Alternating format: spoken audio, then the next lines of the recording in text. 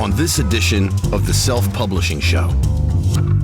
What we try and focus on is the journalistic integrity of each article and the perspectives. It can be challenging, but it's not impossible. And I think our writers do an amazing job and our editors do an amazing job each month of keeping one another accountable and balanced. Publishing is changing. No more gatekeepers, no more barriers, no one standing between you and your readers. Do you want to make a living from your writing? Join indie bestseller Mark Dawson and first-time author James Blatch as they shine a light on the secrets of self-publishing success. This is the Self-Publishing Show. There's never been a better time to be a writer. Hello and welcome. It is the Self-Publishing Show with me, James Blatch. And me, Mark Dawson. Happy New Year. Happy New Year, 2022. And isn't it a brilliant year so far, he says, recording this on December the 15th, yeah. 2021. But I'm sure it's fine. I'm sure everything's cleared up. New data from the Unicron variation is... Unicron? That's what I'm calling it. The Unicron is the bad guy in Transformers, so I know this from Sam. Oh, yes, okay. My son is 8 years old, so yeah, he knows all about Unicron. I like the fact we're all learning the Greek alphabet now. We'll have epsilon soon. Missing some of them out there, aren't we? You know the ones we missed out? Well, I did look through the alphabet, and I imagine that there probably were variants, but they just didn't really take off. Do you know why do you know what we've missed out one that we would have used? Yes. Qi. Yes, because the president, I think I told you that, the Chinese president. You may have done, yeah. Mine is an airline called Delta. They didn't get a free pass. Well, I don't think anyone has suggested that the virus was developed on a Delta aeroplane, but it has been suggested that it might have been in a Chinese lab. So there's other considerations here, but anyway, okay. Yes. Look, the TikTok challenge is well underway. If you're taking part in that, I hope you've enjoyed it, are enjoying it. The Ads for Authors course opens next week on Wednesday, the 12th of January, and brand new in there will be a TikTok module. Where I'm standing now with a big mountain of editing in front of me might be added at the beginning of February, but nonetheless, it will be part of your purchase. Or if you're already an Ads for Authors student, of course, it'll be absolutely part of what you already have access to. But the TikTok for Authors course is very comprehensive, very detailed, goes into a lot more than we could have done in that challenge, of course, about how to actually leverage the platform and move the needle. I think it's a no-brainer in some of the big popular genres, which are very well represented on TikTok. But we're also seeing people in all sorts of niche areas finding themselves doing really well with that platform. So Ads for Authors, of course, everything else is in there as well. Facebook Ads for Authors, which is a key driver for me and my sales, and Fuse Books. Amazon Ads for Authors, presented by Janet Margot, who was on the inside helping to develop the platform for Amazon. So it's a really, I think, without question, and I would say this, I suppose, the most comprehensive one-stop shop for self-publishing authors. It's not even close. I mean, it's so big now. I mean, it's big, but in a way that shouldn't be daunting, because you can kind of jump in and out to whichever bits you want to learn about. So if it's Facebook ads, you can do the Facebook ads course. If it's copywriting, you can do that course. TikTok now, YouTube, all the YouTube's in it now, is it? But no, all the various content that we've got in there, it is hours and hours. I wonder how many hours it is. It must be 50, 60 hours now. I don't know. It's have to count up at some point. It's a lot of content. Yeah, we haven't counted up the hours for a long time, but you do get a lot. And of course, it changes from time to time. We're not afraid to we'll retire things if they don't work anymore. So yeah, we'll retire courses if they're not working anymore. We don't want to waste your time with that. So Twitter is long gone, but TikTok is definitely on its way out. Okay, so the usual place to go for that, selfpublishingformula.com/ads for authors. Ads for authors. If you want to know any more about that. Right, we have two interviewees today. There's two interviewees in the same interview. This is Chelle Honiker and Alice Briggs, who are the owners, editors, and team leaders of the Indie Author magazine. Now, I saw this lying around, the physical version of it in Las Vegas, and it's a very impressive, glossy magazine.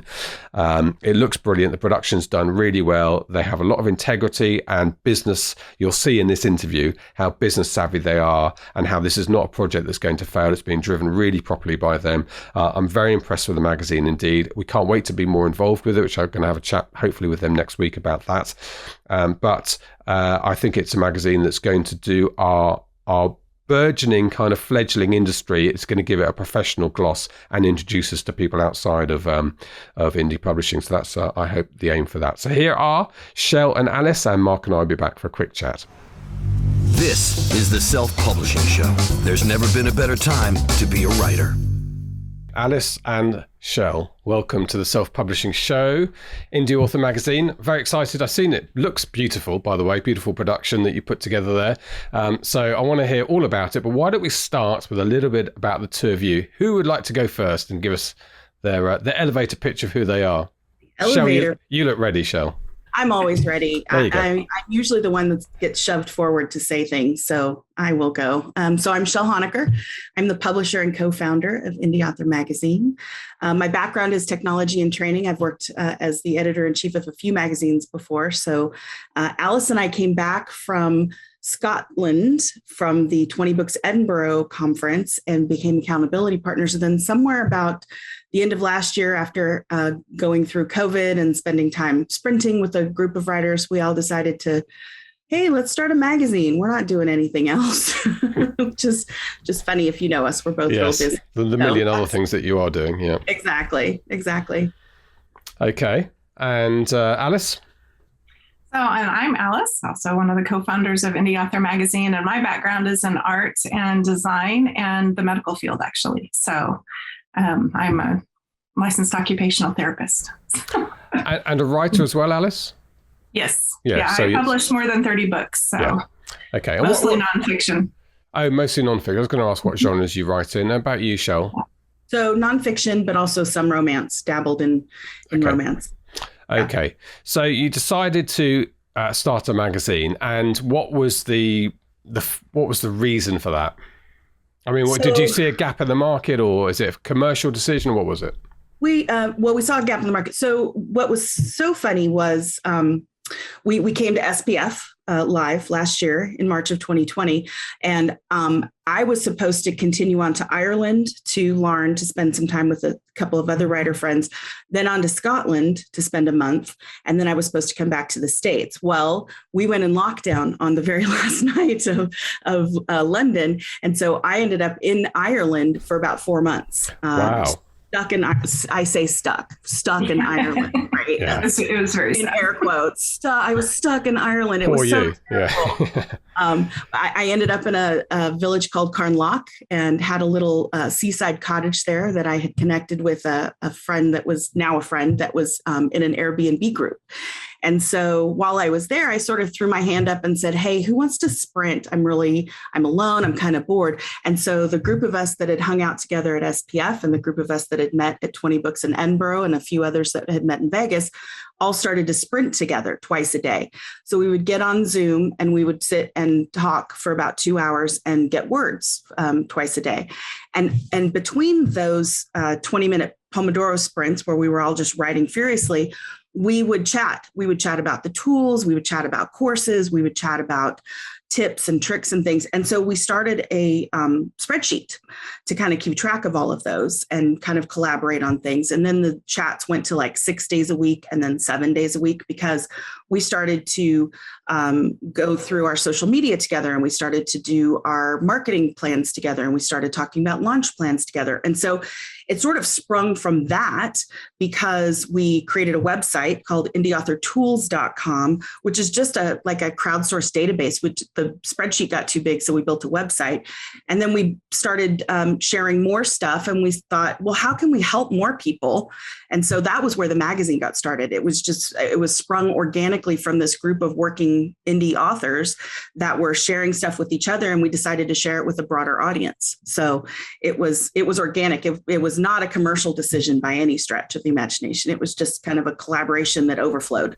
Okay, so Alice, let me ask you a question. This might sound like an odd question, but in this day and age, what is a magazine? So for us, we have multiple ways that we distribute it. So it is it's a contextual, from the indie author's perspective, view of the information that's presented in an unbiased way. So, for example, there's technology tools, there's resources, there's methodologies, there's tips, there's tricks. And so what we do is try and bring some context to it from the perspective of working indie authors. What works for us? What works for us right now? What works for us in the future? What works per genre? What works, for people in the UK versus the US? So that's what we're trying to do, is take all the information that's presented, distill it down into what's helpful for a working indie author right now. Okay. And Alice, let me bring you into the discussion here. So there was an interesting little note that Chelle said there about objective, and the way the magazine's presented, it does look to me like there's an editorial difference between reading that magazine and perhaps reading somebody's blog or somebody's own promotional page. Do you bring a bit of old-fashioned, it's the industry I used to work in, kind of newsroom editorial objectivity to stories?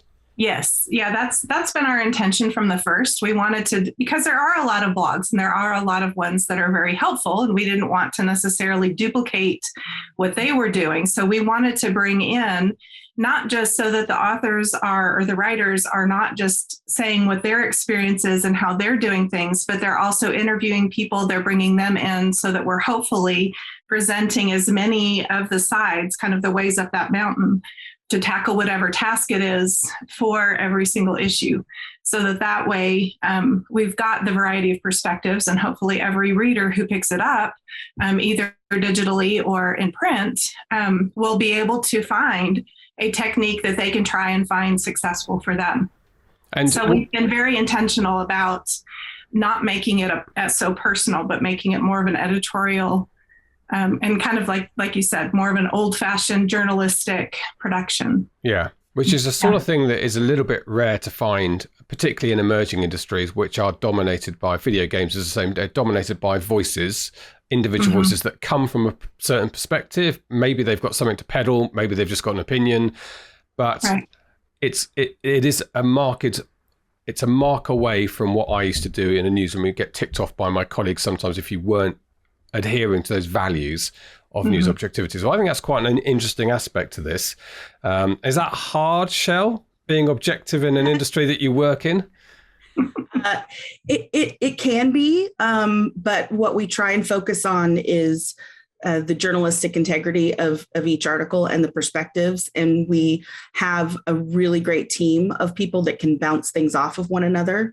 And so it can be challenging, but it's not impossible. And I think our writers do an amazing job, and our editors do an amazing job each month of keeping one another accountable and balanced to be sure we're presenting the best. And we have such a wide diversity of opinions and ways of doing things just within our staff of writers, that I think that in a sense makes it easier, because we can say, oh, hey, check with so-and-so, they do this differently than you do. So we can definitely collaborate across, and we all respect one another. So that's just kind of inherent in our core values, is to respect other people's ways of doing things. So. And just tell me about the distribution again. Chelle, you mentioned the different formats that people can have it in. What's the kind of split, and how does it work, particularly with the physical magazine? How does that work? Is that available to everyone everywhere, or is it a print-on-demand thing in certain territories?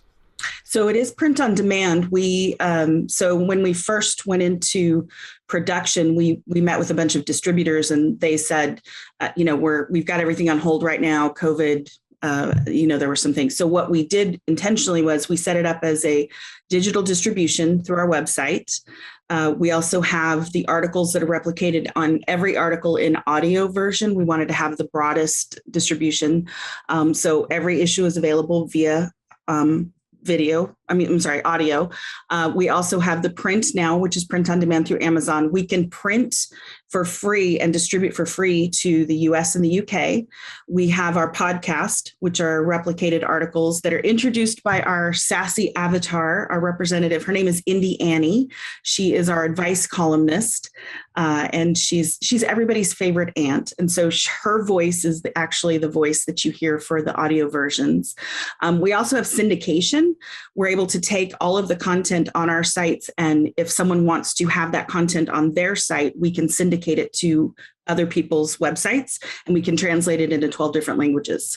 So we have kind of and then of course we have two apps. We have our iOS app and our Android app. And so both of those are available in the app stores. So we went big. It was go big or go home. We went way. We're from Texas. We don't do anything. Everything's big in Texas. So I have a couple of questions from that.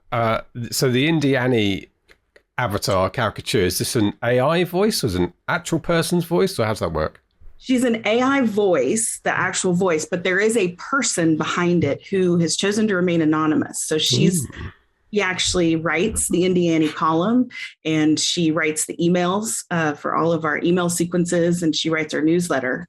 But if you hear her voice, you will hear a little British aunt speaking. Intriguing, that is. Yes. And the audio version, sorry, go on. So sorry. I was also going to say, and Alice actually, as a fine artist, drew the avatar. So what you see is a representation of it, but it's Alice's handiwork as a creative director. You're goddess in Indiani's universe, aren't you? Created her on the third day, and the audio version. How does that work? Is that again the AI voice, or is there somebody reading out each week recording it? Yes, the AI voice. We use Amazon AWS to generate that. So the articles are generated on the website via that. And then we use an app behind the scenes to write her scripts, and they're generated and edited out of Amazon AWS. Great. Oh, well, that all sounds intriguing. And there's stuff you're doing that I'd not heard of or realized was a thing. So you're groundbreaking, at least as far as I'm concerned. Let's talk about process and stories a little bit. So Alice, maybe I could bring you in again here. How does the editorial process work? What do you have? In my day, it used to be a newsroom meeting every morning, and you had to bring in stories every now and again. I mean, do you have a similar kind of online process? Our main process is we kind of just decide what the theme of the issue is going to be, and then we have all the different sections of the magazine. And so we'll sit down periodically and go through and kind of plan out what we might want to cover in that. So we've been working through February is going to be formats. So we're working on all of the getting those issues out and things. And what we found very helpful, again, kind of coming back to that this is more of a collaborative process, I think, than probably most traditional magazines are run. We kind of have these are we want to cover hardbacks, or we want to cover audiobooks or whatever. And then we're sending emails out to the staff writers and saying, would you like to write? And do you have an idea for an approach, or do you have experience in this area or whatever? Send that back to us. And we've gotten just some remarkable content that way, just allowing them to kind of explore their creative ideas on different subject matters. So, and are the people who work in the team, are they effectively staff writers? Are they the ones who ultimately submit the copy, or do you take copy from other people, from contributors? Or we both. We have contributing writers as well as, and in fact, we've kind of eliminated one of our core values since we all came into this as indie authors. We wanted to make sure that this was more like a side hustle for everyone, and that we understood that if they had a launch coming up or they had a deadline, that they would feel free to say, no, we can't write this month. So we've increased our stable. So that line between staff writer and contributor writer has gotten very blurred. So because people are able to say, tell us what their availability is. And then we're always seeking additional contributing writers so that way we've got a large pool of authors to pull from to create the content each month. So we also pulled in what we call our insider insights, which are industry experts. So we've leaned on Craig Martell and Kevin McLaughlin and Susie O'Connell and Monica Leonel to write less op-eds, it's less opinion, but more of insider think pieces, their opinion on a specific and particular subject that they're experts in. So we have a stable of 24 writers that are continually pitching and writing for us, but then we also are going to other folks that have, insider insights and asking them what they think, and they're writing for us. And this is quite a challenge. It's a monthly magazine, right? You do it every month, and it's not small either. You got how much sort of content do you have in a magazine? There are 14 regular features, 14 or 15. So, which translates to about 90 print pages, and that's without ads, right? There's 90 pages of content every month. Yeah. Wow. Okay. So you've got 24 people. Tired. We're all very we jumped in with both feet. So yes, you have. And you said this wasn't a commercial venture like most things we start in this kind of area, but at some point it has to. It can't lose you money forever, can it? I mean, I don't know where you are now commercially with it. Is it something that's going to be sustainable? Do you think commercially? Who wants to take that? Go ahead. I think we both say absolutely. So we went out with nominal subscriptions, right? And we went out with what we had replicated in other magazine ventures. Both Alice and I had magazine experience before. And so it's, a monthly membership is $5.99 US for the digital subscription. Print is a little bit more. It's like $14.99 per copy US.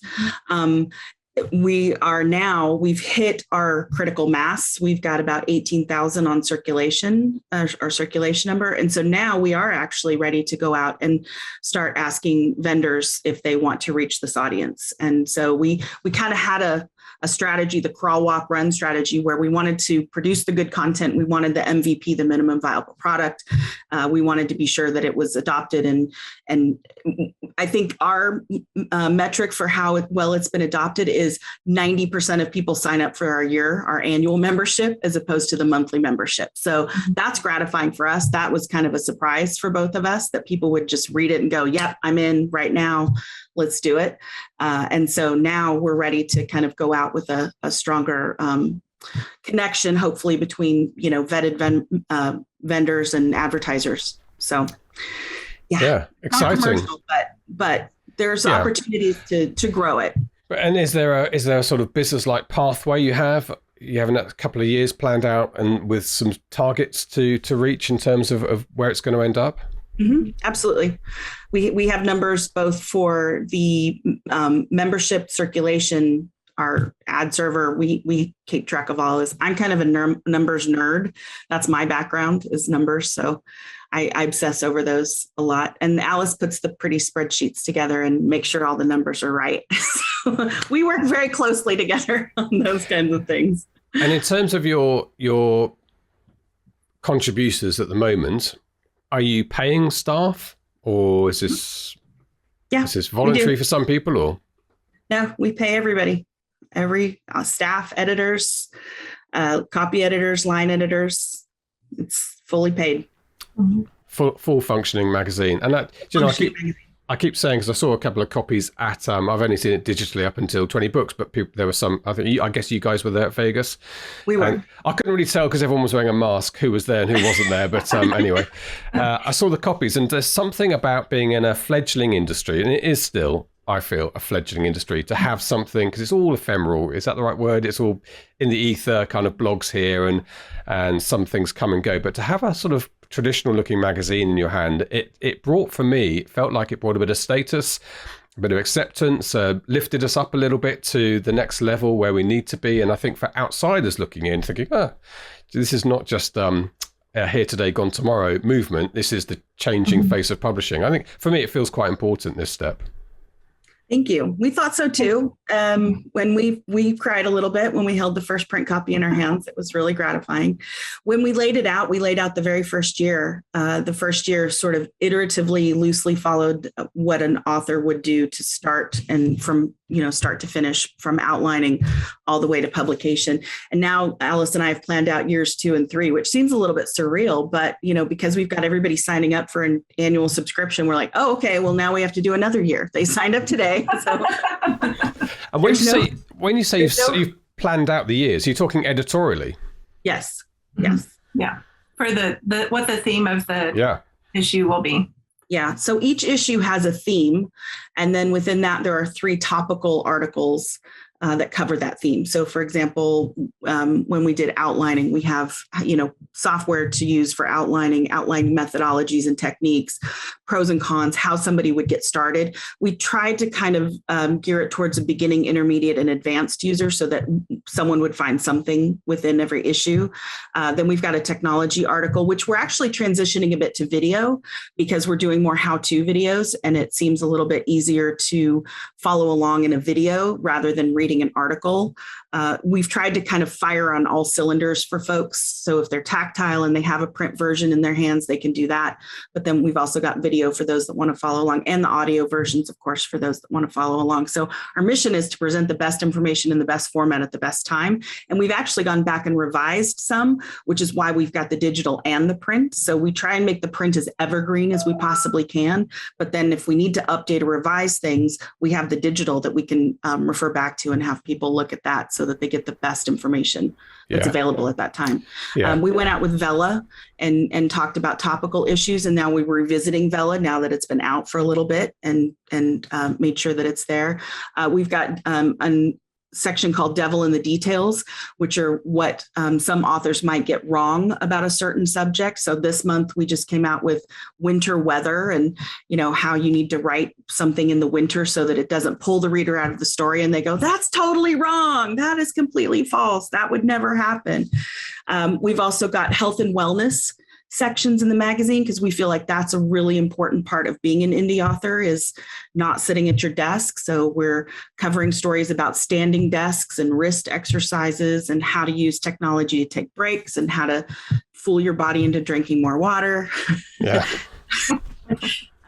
We talk about, of course, we've got the advice column from Indiana every month where she, has a little sassy edge to how to answer a question about pushing back on editors and things like that. So we really have tried to be as inclusive and collaborative as we can. And you're absolutely right. It is a fledgling industry. We're I think we're kind of in the toddlerhood of things. Yeah.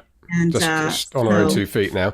And what about the controversies, Alice? Because when you publish a magazine, you take an editorial stance. At some point, you're going to end up in a controversy, I imagine, because we've had Cockeygate, we've had RWA collapsing, we've had stories that I imagine that you will want to cover in this magazine. It feels to me like you have quite a strong team there, that you've got that kind of foundation that can ride some of those storms.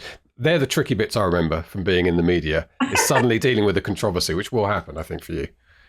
And I think we have made a decision that we're not going to be the gotcha journalistic. We're going to, we're here to help, and we're here to help everyone. So I think as of yet, we've kind of avoided wading into any of those waters. And I think that'll be something that as a team we'll come together and decide, okay, how are we going to be able to just basically present the facts and stay away from any of the more salacious type kind of clickbaity things, so that we're still providing a service to other authors and making them aware of what they need to do well in this industry for as long as they would like to stay, but not kind of getting involved in all the drama. So that'll be a tight walk. So okay. if and when it ever comes to that, so.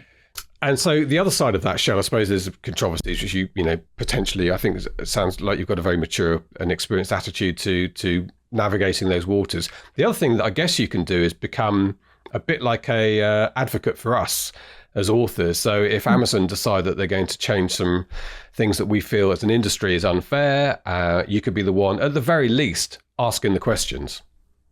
Absolutely. I think the other thing is that we want to partner with people that are already doing good things and good work and already are a voice. We don't want to be an echo, but we do want to support and point to the voices that are already doing those things. For example, Ally and other groups that do a good job already. So we want to partner with them. It's sort of why we didn't start a separate, clubhouse room, for example. We wanted to partner with people that were already doing that and to bring some levity and ask good questions and act, just as you said, like an advocate. We kind of feel our role is to point to who's doing good work, as opposed to pointing out bad, right? That's kind of the Streisand effect, where if you're pointing to the bad, then everybody knows that, and they don't necessarily stay away from it. So we want to advocate and ally for the good people that are doing good things. But do you think you'll touch subjects? I'm trying to think of an example, and one might be the Audible experience that people had, where people, readers could refund and basically listen to a book and not pay the author for it, which did feel demonstrably unfair, and I think has been fixed. I think it's been fixed. Sure. Is that the sort of thing that you would cover, or would you stay away from that? I don't know that we would cover it. I think we would partner with whoever is. We might feature some of those things on our social platform for a more immediate conversation, as opposed to having something in the magazine that highlights something like that. We're more interested in the education process of things, and so I don't think we would necessarily cover the controversy. Sure. So, Alice, is this going to be a full-time job at some point for you guys? Because it sounds like it's going to, in the end, be quite a monster if it continues to grow. Just given both Chelle and I are serial entrepreneurs, so I don't anticipate. I think it could be, but I don't anticipate, just knowing our personalities. I think we'll raise up enough people around us that will still be dabbling in all the other things that we do. But we both definitely see this growing to where, we want it to be a major global kind of force for good in the indie author industry. So, and that requires scale, that requires size. Yeah. So, and Chelle, for a serial entrepreneur, you must also be thinking about the possibility of a sale at some point, because this becomes an asset that will be of value. Always. The tech stack that we've built is, I think, second to none. It's world-class. We have an entire website strategy. We have a podcast strategy. We have distribution strategy. We have the apps built. So yeah, absolutely. I live near Austin. I've been in Austin for a long time. So we're sort of the startup capital of the world. And I'm in a lot of startup groups, which that is the exit strategy for a lot of them, is to build something, scale it, and then sell it. I don't know that we would ever sell it to the extent that it would lose its heart, which is, 24 indie authors that came together to build something to help the industry. We would always want to be sure that was baked into whatever, end result that happened. But sure, we're open to whatever helps the indie authors community the most is what we would be interested in. So if it's not us growing it, we're certainly open to whoever could grow it bigger and wider and brighter than we could. Well, good luck with that for sure. Now, how do people get in touch? First of all, let's do from a reader's point of view. What's the best way of getting hold of a copy? Alice? indieauthormagazine.com is the best way. You can find all of the ways to read it, to explore it. Everything is there on the homepage. Do you distribute in territories outside the US, the physical side? Mm-hmm. Mm-hmm. So I can get a physical copy here in the UK? You can. So we did print on demand through Amazon. Oh, okay. Yep. Ingram Spark. And so it's available in bookstores and libraries through Ingram Spark. We also went wide. So we have ebook. We have the article only ebook version, which is the stripped down version, just the information only, that you can buy through any major retailer. And then the podcast is available on Spotify, Amazon, Google Books, all the players. We have, I think we counted, we have 37 distribution points. Wow. Monthly. We're tired. Yes, I can see that. You're a lot of balls being juggled there. And from an advertiser point of view, what are the options and how do people get in touch? Sure. So we have our rate card and our media kit on our website at indieauthormagazine.com. We have a few places that you can actually run banner ads. So we have a top level banner ad. We have a skyscraper ad. We've got leaderboard ads, and we distribute both on you can run ads both on the website, in the print version of the magazine, on our apps, on our sister site, indieauthortools.com, which actually has a huge readership in and of itself. So we've got multiple distribution channels for banner and print ads, digital and print ads. And then we also, of course, have our email that goes out once a week to our subscriber base. So we can send separate emails, sponsored emails. We're also looking for a nice list of technology vendors, because we plan to have a technology summit in 2022 so that we can interview and have product tours of all of our vendors. And that's kind of a new thing that we wake up and decide to do things in the morning. Yeah. And by the afternoon, we've got a project plan and an entire list and a team ready to make that happen. That's what happened before breakfast. Yeah, pretty good. Yeah. Well, and it's funny too, because we're on different time zones. So what we decide at 10 p.m., Texas time is already happening in the UK. Yes. Exactly. We're in the future here. Yeah. So is that an in-person, just a live event you're talking about? No, it's going to be a virtual event. Okay. So we have 140 technology vendors that we've identified that we would like to talk to and have video interviews of. It's called Author Tech Summit. We kind of named it. We're still in the planning stages of it, but what we'd like to do is product tours from the indie author perspective, so that it's less of a commercial, commercial for a vendor and more of an in-depth, hey, I'm an indie author and how does this work? Or how can I tweak this? How can I make this better? And then they'll be up and evergreen, so that there's one central repository for technology that's available to indie authors to use. So we're talking to Adobe, for example, and we want to get InDesign to come in and talk to us. We want to have Spotify come in and talk.